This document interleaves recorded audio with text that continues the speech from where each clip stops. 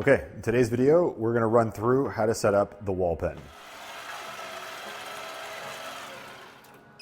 You'll see here that we already have the track set up. Our track may look a little different than yours. This is one of the original versions. The setup is generally the same. If you've got any questions about that, you can contact us. The idea here is you want to first set up your track, ensuring that it is parallel to the wall, roughly 24-25 centimeters away from the wall. Next step is to grab our platform, put that on the track, again ensuring that it is square and parallel to the wall. Always a good idea to take a ruler and measure. Here we're measuring from the edge of the platform, ensuring that both sides are in fact the same distance away from the wall. So I've got 34 and 34 centimeters. That is a good place to be. Next is the power cabinet.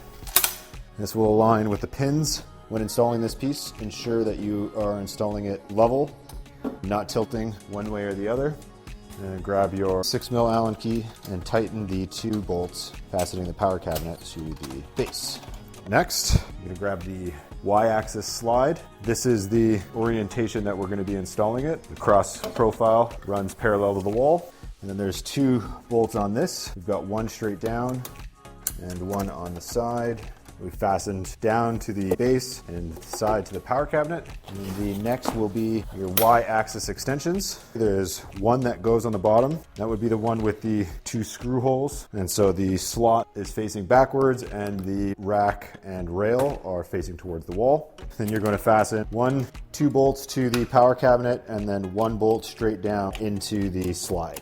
So you've got 2 going into the power cabinet and 1 going into the slide down below. And then from there you can continue to build up with your other Y-axis extensions. At this point, the extensions are interchangeable. You just want to make sure that your screw is pointed downwards. The bolts do not need to be tightened super tight, just enough so that they're snug and there's no movement. And the last extension and on. Be sure to tighten this bolt as well, nice and snug.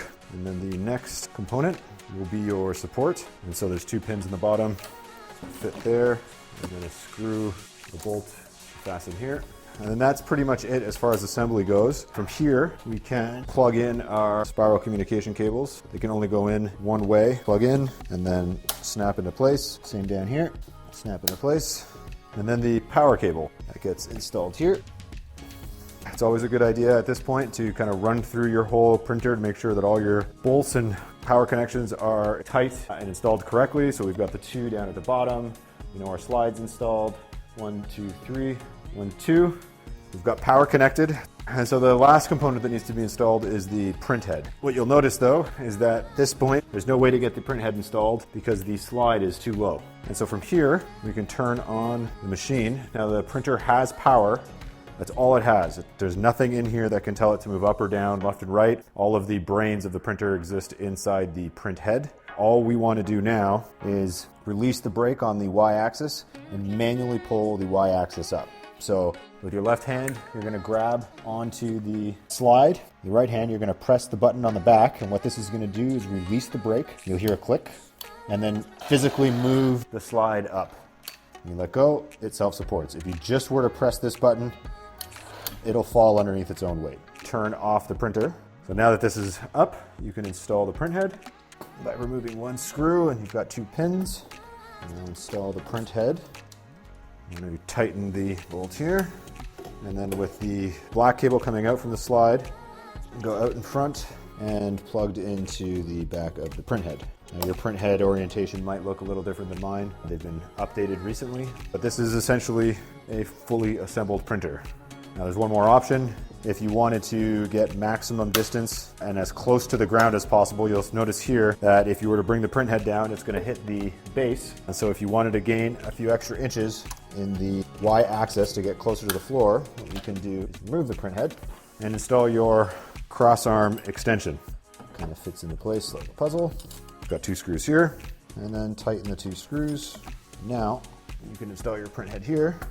Screw the cable when the extension arm is on comes underneath and clipped into place here, and then plugged in to the back. Now your printer is ready to turn on. Prior to turning on, always ensure that you remove the USB key, place to the side, turn your printer on.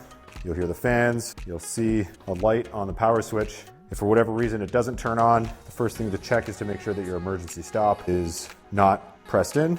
And in a few seconds, you'll hear the printer beep, telling you that it is ready to begin. And that's it.